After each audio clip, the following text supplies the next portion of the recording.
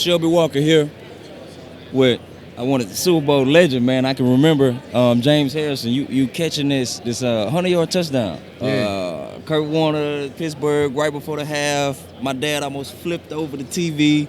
He's been a Pittsburgh fan his whole life. He said back in the 70s on TV, it was only two teams on TV: Cowboys and the Steelers.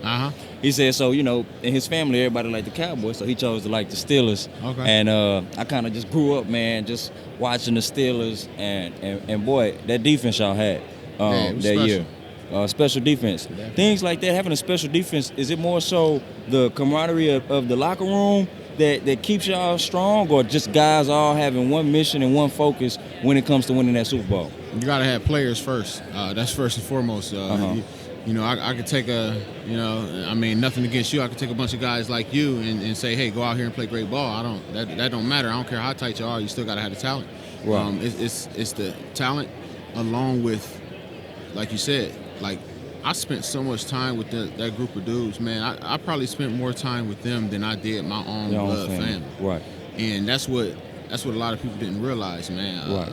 Like literally, I was with them literally from Thursday night until, Sunday after the game. Right. Like, literally, Every second. Yeah. I can relate. I used to play ball for SMU. I just graduated in 2018. I play receiver. Cortland Sutton just got drafted. He's with the Broncos right now. Pretty big time receiver they got. So I totally understand that, man. But always, sun up to sundown. You wake up 5:30 in the morning in college, go to weights, you run, and you're going through adverse times with these guys. So you seeing these guys, a lot of them at a weak moment being tired, where everybody's tired. Right. So you know what I'm saying. You kind of look at that man to the left and right see, of you. I'm talking even further than that. See, we'd stay up all night just playing hanging. cards, go straight from playing cards to practice. Right on. Thursday night, we go straight from probably a good 70% of the time straight from there, straight to practice at 7, 8 o'clock. Right. To get done with that, go home, probably go hang somewhere, eat dinner or something, sleep then, and then Saturday morning you right back at it, and then you flying somewhere to go, play a game or travel to a different city. I'm sorry, or if you're home, you're traveling to the hotel. So, all the way up until that Sunday after the game, y'all literally, are with each other, exactly. Yeah. And with the Steelers right now, going through kind of like a big debacle with the team and the chemistry in the locker room, and the media is playing a role into it. What do you think is honestly going on in the organization right now, as far as the players and the coaches, the disconnect that it kind of seems to be? That's just what it is. It's a little bit of a disconnect. I believe, like I said before, it starts at the top. As far as how your head coach, handles the situations, how he deals with them, and how guys see him deal with those situations. Right. And how they portray those dealings. Right. Their perception of it, I get what you're saying. Guys respect a coach that's going to do what he going to say, going to not let things slide. Right. Do exactly what it is you say. You know what I'm saying? Don't give lip service and then not follow through. Right. Right. With a guy like you, how long did you play in the league? I know you were 16 years, so I know you were one of the oldest defensive linemen at one point in the league. Oldest basically the oldest non-kicker or quarterback in the NFL for a couple years. Okay, and correct, you're 40 right now, right? Yeah. I turned 41 this year. And you look as healthy as you at 20, I'm sure. I'm trying. How do you stay so healthy as far as not playing anymore, kind of getting a little older? I really do the same thing that I did when I was playing. I just don't do it as heavy or as extreme. I try and eat clean. What a lot of people don't realize is you cannot out-train a bad diet. I don't care if you work out for 4 hours a day. If you eat for 20, then you're not going to be able to out-train that diet. Right. So you have to, eat somewhat moderate or clean, and just a little bit of training. It ain't got to be nothing intense. You can just do body weight stuff. You know exactly. What I'm saying? It all helps. With the climate of social media, what year did you enter the league? 2002. 2002. Wasn't even around.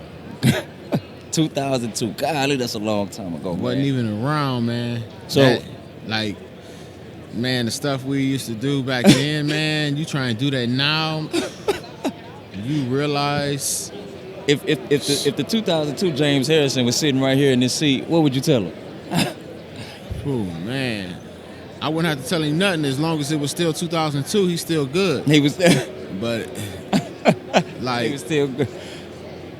These camera phones, man. That's what I'm saying. With the power of social media, is it more of a detriment to players now than it is? No, because you got your own platform. You can use it. As long as you use it correctly, you don't have to worry about what comes up 2 or 3 years later, what comes up 4 or 5 years later. What people need to realize is that in 15, 20, 30 years, and you got kids, and your kids go back and see what you tweeted then, are you going to be ashamed of what you tweeted then? Or are you going to be able to stand to them and say, yeah, I tweeted?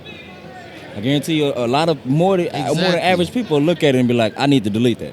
You know, I need to go back and clean it, but that. It's still there. I know I'm saying they wouldn't want their kid to see it. No question. They wouldn't want their child to see that. With you, man. It just seems like with this social media, it's taking over everything, man. You got kids in elementary school committing suicide. You know, they don't have enough likes.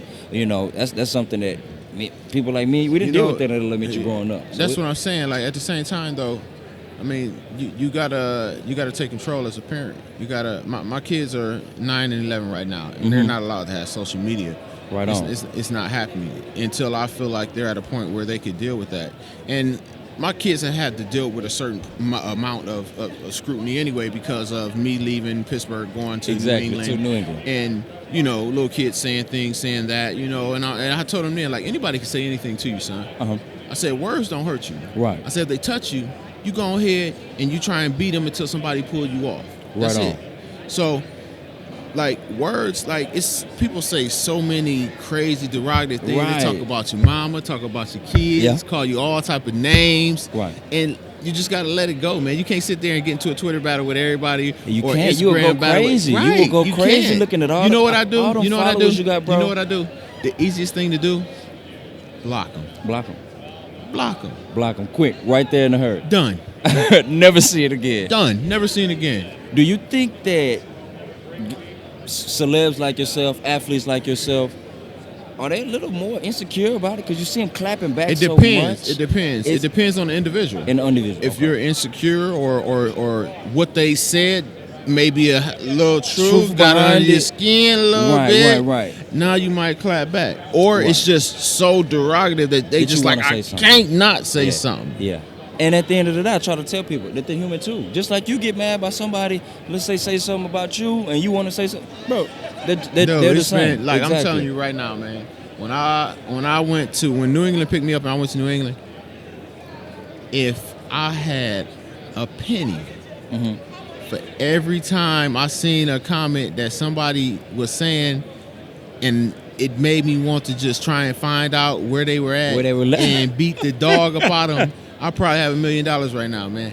It's just a lot of negativity, man, when you give those people a voice. And 2 weeks ago, before that trade happened, no question. Come on. No question. And with that, but you got to understand, they can't understand the business part of it. I'm about to say, was it strictly a business decision? It was a business, and they let me go because they needed to do something, and I went there because they wanted me to come there, play, and contribute to a team and help win. Exactly. You know, fans can't get past that part because they're loyal to a organization, a fan base, to a team. Yeah. They're not loyal to the fans. Are fickle, for sure. You know what I'm saying? They want what is best for their team, regardless of what is best for that player. Exactly. They could care less about that player's situation. Yeah. And with us, it's about self-preservation. I'm trying to do what's best for me and my family. Right. I could care less about this. Right. It's always family. It's family. Family. It's family when everything is going good. Oh, we're a family. We're a family. This is my family. So crazy, it's my family. But as soon as it ain't going good, then it's he's not part of the family. He's selfish. Yeah, he only thinking about it. It's money. Like, who are you to say this is a business. It's about money. What are we talking about? It's all capitalism. This is what this country is birthed on. What are we talking about? You know what I'm saying? Exactly like that. That's a lot of what fans can't get past. Is that business part of it, and they can't understand it. And the reason they can't understand it, for the most part, is the numbers are so large they can't fathom it. They can't fathom it. Right. they're seeing it face value. Right. For a guy to turn down $1 million and they're only making $100,000, they're like, oh my God, how could you do that? Well, his value is more than that. Exactly. It's not a good deal. Right. It's not a good fit. This don't make sense for me. Right. You underpaying me. Right. And I know my self-worth. Right. Is there anything new that we should be looking forward to with you in 2019? I know a lot of athletes right now. I'm actually started acting a little bit. I got a guest starring role on the SWAT coming up February 7th. February 7th? Okay. Yeah. Is it going to be a new TV show? Or no, it's SWAT. It's SWAT on CBS. On CBS? Yeah, wow, man. Congratulations. Congratulations. I appreciate it. Also just started my app, Debo Workouts. It's Debo Workouts? Yeah, you go to Debo92.com. Oh, Debo. Okay, Debo Workouts. Yeah, you go to Debo92.com, register there, get your login name, your password, all that stuff there, and then you go to the App Store, and the app is free. You log in, download the app. The app is Debo Workouts. And that's where you can find programs for my workouts, from 4-day-a-week programs to 6-day-a-week programs. Is it going to be meal preps on there as well? I see on your Instagram you do no that meal a lot. preps. No meal preps yet. We're working on that right now to get that added to the platform. But trying to figure out what's best as far as, because they got like different measurements of what's going on now as far as what's the best option for it. So that will be coming. Also, of course, got Debo on my clothing line. What type of gear? Just workout gear, street sweats. Yeah. I'm actually about to do. I got to go to the tight sweats. I'm not a tight sweats guy, but people like them for some reason. Now, I was a guy when I work I get this from you. You get in the weight room, you put the hoodie on. Don't put the, you put the hoodie on, let nobody see your muscles there. You know what I'm saying? I was a fan of that, seeing you do that. I was like, yeah, that's dope. I like that. You know what I'm saying? That's how you know what you're doing. You got the hoodie on. I don't need to see nothing. Yeah, and I'm doing a Fox, I'm doing analyst stuff for Fox. So I have social media stuff. Yeah, and that's really about it for now. Do you see yourself sticking your hands in the cookie jar with the cannabis business? I know a lot of people with influencer now are just getting behind brands and sponsors. Right. And in the next 3 to 5 years, I mean, they're just trying to figure out they're trying to figure out how to make it federally right. Exactly. And I don't know how they go do that. So I know, man. That's gonna be a hard thing. I have a lot of my money in real estate. I have over 200 units of real estate. So I have so a lot of that's what I started doing way before all of this was even popping off. People were talking about it. Yeah, so, before I even started doing, like I said, the workout app, all that other stuff. Yeah, so I started. I did that. Wow. I've had that since probably 2007. Yeah. So, yeah. I hear I don't even think baseball tests for it. Actually, I think they just do performance enhancing drugs. I honestly do. I don't think they test for street drugs. They got to. They have to? You think no so? way. There's no way. This is what I heard. I heard this yesterday. I was talking to some of my homeboys that play in the league, and they were saying baseball don't test. I swear they were saying this. I don't know. I ain't gonna lie. I don't know. Fact check on street drugs. Baseball, do they test for street? Yeah, I hear it's just only. Yeah, I hear it's just only performance enhancing drugs. They got Daryl Strawberry. Remember?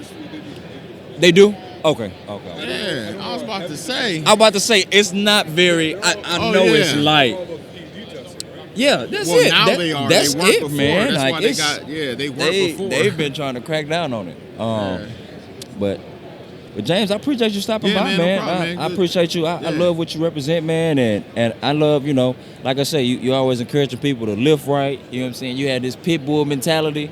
I remember when Mike Tomlin was saying that you were signing back one of those years. He was like, I got my bully back, or the defense. and that's, I feel like you represent that Debo mentality on the field, and being more than just a football player. Talking about how you have other real estate ventures going, and buying land, owning wealth, and you got 2 kids, man. Now you can be more of a father, even more to them. No question. Appreciate the time. All right, and man. Fanatics View.